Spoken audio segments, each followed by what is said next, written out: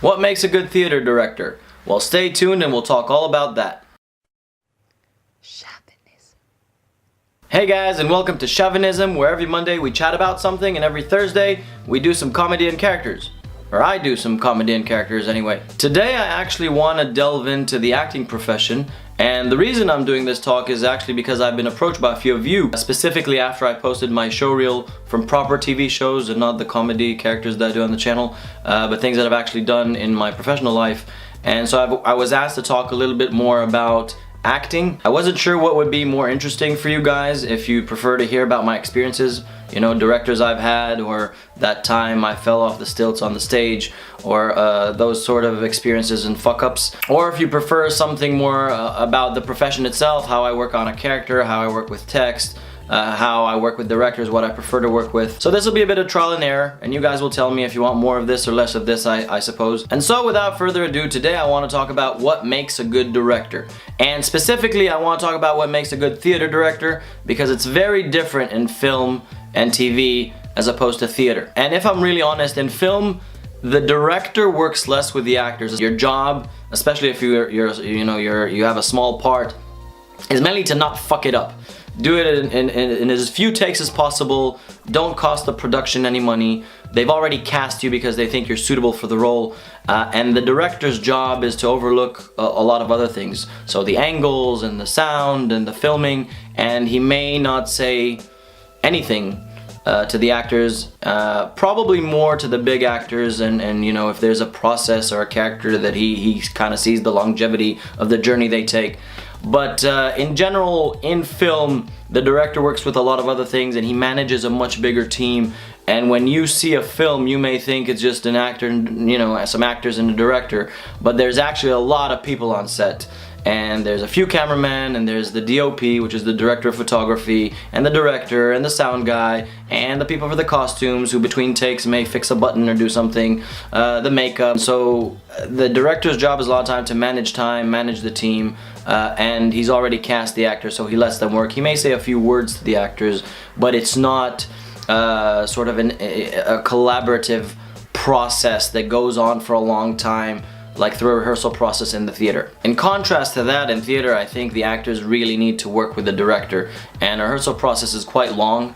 It could be a month, it could be 2 months, it could be 6 months. Sometimes it's 2 weeks if it's, you know, really uptight, but it's really close and personal. You work 8 hours a day to get that production, and you're working very close to a director, and it becomes very personal and intimate. Not Kevin Spacey-like intimate, but intimate nonetheless. And the thing is, because of this intimate process, I think the director needs to be a bit of a psychologist, in the sense that he needs to understand that people are different. What may work for one actor may not work for another actor, and the way to approach the actor, he needs to understand the essence and the soul of that actor, and in that sense his job is very difficult. I think this is true to any job in life. Anytime you supervise someone, or you're a boss of a certain project or whatever it is, I think you do need to understand your employees. But in a creative industry, it's even more imminent, because the actors have to feel it's a safe space where they can take risks and allow their creativity to shine. You know, they can't just go home and bitch to their wife and do their work. It has to be something that they bring every day, something new, something exciting, something they're excited about. And people work very differently. So some people may need positive reinforcements. They need a kind word. They need to build confidence for them to feel it's a safe space for them to take risks. Other people are very different. They don't need the positive reinforcements as much. They actually need a kick in the butt. They need to be challenged. They need to feel like it's a coach that goes, yeah, you can do it. Yeah, do more of this. You're acting like a pussy. Come on, sort of thing.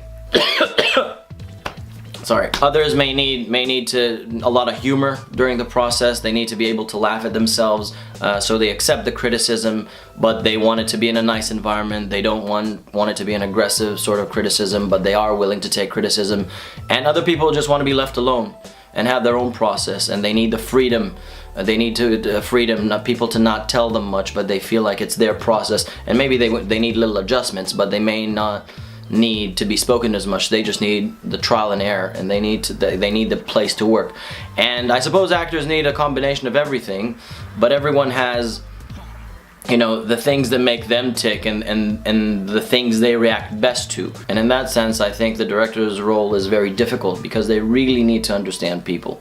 They really need to understand what makes someone tick and what would bring the best results.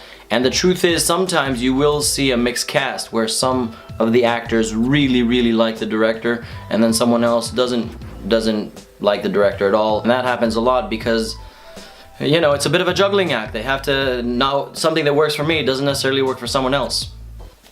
And sometimes that's very difficult, and even within a cast it sometimes creates these little subgroups, which is not really healthy for the process. The point is that if they get it wrong, it cripples the creativity of the actor. And what you don't want is a resentful actor, someone who feels like they can't perform their best and they start to resent the process and they start sort of fighting against the process. Sometimes they're very vocal about it, but sometimes they're just internally very frustrated and they blame the process for them not being able to bring their creativity. The other thing is that some actors really want to be guided every step of the way.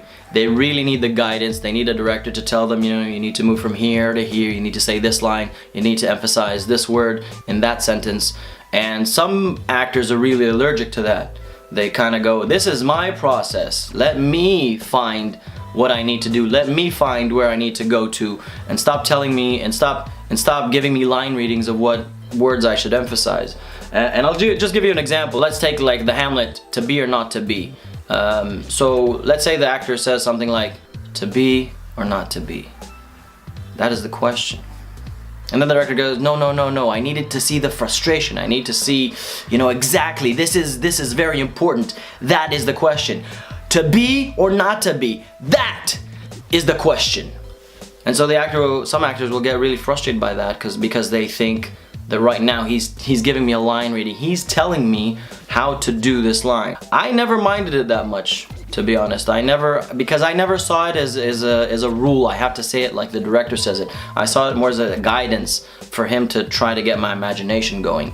So I didn't mind it as much, but I have to say that a lot of actors really hate line readings, and they see it as criticism, and they see it as something that cripples the choices they make. Personally, I don't want the director to keep giving me compliments. Because at some point I stopped believing them. I just see it as words. If everything's so fucking great, then why am I working? And then I go home and I don't work. I just feel comfortable, and I need the opposite. I need to be challenged constantly. I want a director that challenges me, that gets my imagination going, that makes me go home and really think, you know, maybe I could do this, I'll try this tomorrow, and come up with new ideas for tomorrow's rehearsal, something that I can really try and take a risk. Otherwise I get really comfortable and lazy, and I think that really doesn't bring out the best in me. From my point of view, if he's already chosen me for the part, I auditioned and he chose me, they already have the confidence in me. I don't need the positive reinforcement and the cradling and all that. I'm not saying that's bad for actors. I understand why some people need it. Maybe it's also an age thing. I may have needed it more, you know, 10, 15 years ago. Now, not as much. I need them to push me, to make me go to places that I never went before, to take risks, to go to places I'm afraid of going because they're really personal. You know, I've had times where I had to deal with really personal stuff during a rehearsal process, like my relationship with my family, what is important to me in life. And I think that brings out the best of me when someone challenges me to dig deeper, to really dig deep. The other thing, like I mentioned, is I really want a director who gets my imagination going. Someone that they may say one line and I'll just go, oh, I need to try this. Sometimes you get a scene that has supposedly very little in it. Someone goes back to their family, you know, they say, how are the kids, how's the wife? Something very simple, nothing, there's nothing there to play. Supposedly, it's just sort of conversational. Let's say a director will tell you something like, have you ever been doubted? You know, people that doubted you, and you've always wanted to come back to them and say, you know, I made it. Now I won the Oscar. Fuck you guys. So when he comes back to his family, this person, and he says, how's the wife and the kids? He's really saying, you doubted me. And that, just that simple example will make me kind of go, oh, he's coming back a winner. And so you go back to the people that doubted you, the family, you know, your brother, and he's still working, you know, for 10 bucks an hour, 9 to 5 job, whatever, and he's the person that told you that you'll never make it. And so that becomes a very powerful motive for a character. and it really affects where you're going with the scene. So that little one line, though it seems like, you know, for a scene that could have been very boring, now it gives a real objective and something to fight for or against. And that's crucial for an actor. And then I can imagine, you know, what it exactly mean, and I can specify it for myself on what exactly that means and who doubted me in my life, and that's my work. But sometimes you just need that little, you know, something that can make you go, yes, this I know. Doubters, I get. To sum up and kind of repeat what I said earlier, I think that the director really needs to understand the essence of the actor, and that way it becomes the most productive collaborative effort. They really need to understand where the actor is working from, what makes them tick, and then give them that, you know, that little direction. The actor wants to make interesting choices, and the director can give him options, and if he or she do it right, that can be huge for the actor and for the show. Alright, that's what I have to say about that. I would love to hear your thoughts and comments and things that you might be curious about within the theater, within the film industry. Leave them in the comment section below. I'll be happy to address anything really, and I would love to hear your input on these kinds of videos. I'll be back on Thursday with something else. Thank you very much for watching, and subscribe to Chauvinism, like it says on the shirt. Thank you.